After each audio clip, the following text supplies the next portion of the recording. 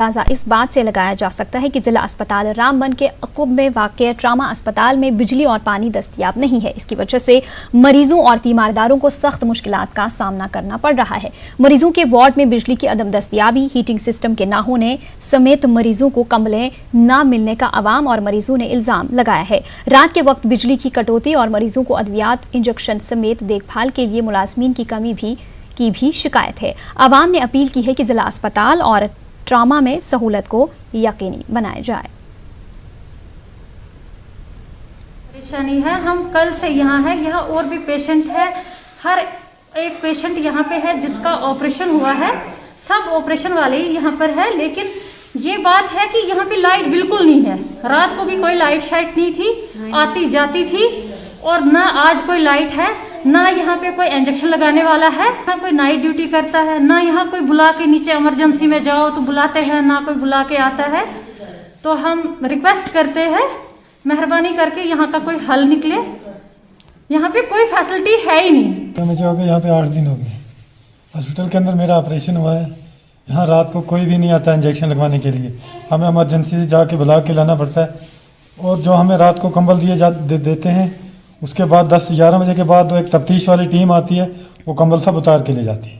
वो आगे कहीं देखभाल करेंगे नहीं तो ऐसे तो उधर घर में भी लोग ऐसे मर जाते हैं। लेकिन हॉस्पिटल में, डिस्ट्रिक्ट ऑफिस में इधर आए हॉस्पिटल में, इधर भी वही हिसाब है सर। अब जो 50 किलोमीटर चल के उधर से इधर पहुँचे, इधर भी अगर वो ऐसे बेमौत मारा जाएगा तो उसका क्या फ़ायदा है।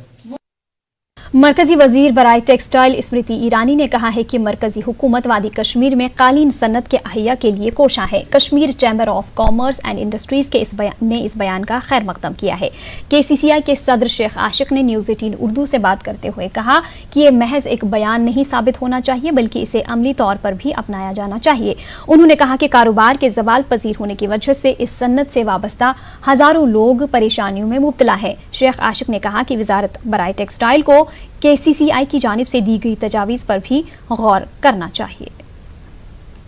क्या है कि हम इसको बढ़ावा दे देंगे, बढ़ावा कब तक आ जाएगा, और अनाउंसमेंट हमने बहुत देखी है इसमें, मगर अभी अगर इम्प्लीमेंटेशन की पार्ट आती है तो अभी तक वो हमने देखा नहीं है। लेट्स होप कि कुछ न कुछ बेहतरी के लिए वो करें। अदरवाइज़ दिस इज़ सपोज मेरे अंदाजे से और जो हम देख रहे हैं, जो फीडबैक आ रहा है, कश्मीर कारपेट इंडस्ट्री जो है वो सफ़र कर रही है।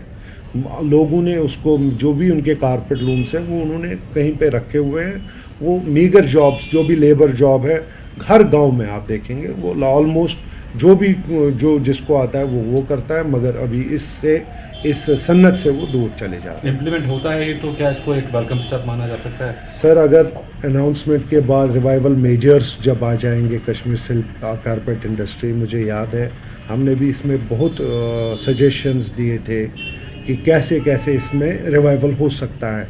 अगर एक रिवाइवल होता है और इम्प्लीमेंटेशन होता है तो क्यों नहीं, ये एक हमारा हेरिटेज है, कल्चर है। हर एक चाहता है कि इसकी एक पहचान दुनिया भर में है, और वो भी कश्मीर सिल्क कारपेट से। तो यकीनन हमें खुशी होती है जब भी कोई नाम लेता है इस चीज़ का।